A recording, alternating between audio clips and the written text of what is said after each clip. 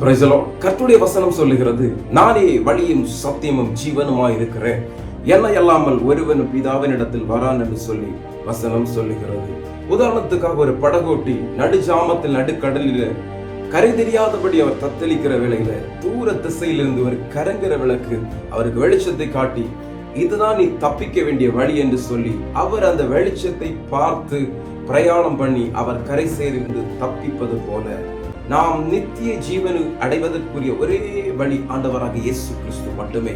அவர்தான் வழியா இருக்கிறார், அவர்தான் சத்தியமா இருக்கிறார், அவர்தான் ஜீவனா இருக்கிறார். இந்த இயேசு கிறிஸ்துடைய வழியில் நடந்தால் மட்டும்தான் நாம் நித்திய ஜீவனை அடைய முடியும். அந்த படகோட்டி அந்த வெளிச்சத்தை பார்த்து அவர் கரை சேருகிறது போல நாம் கரை சேர வேண்டியதான அந்த நித்திய ஜீவனுக்குள்ளாடி இயேசு கிறிஸ்துவை அல்லாமல் நம்மால் கரை சேர முடியாது.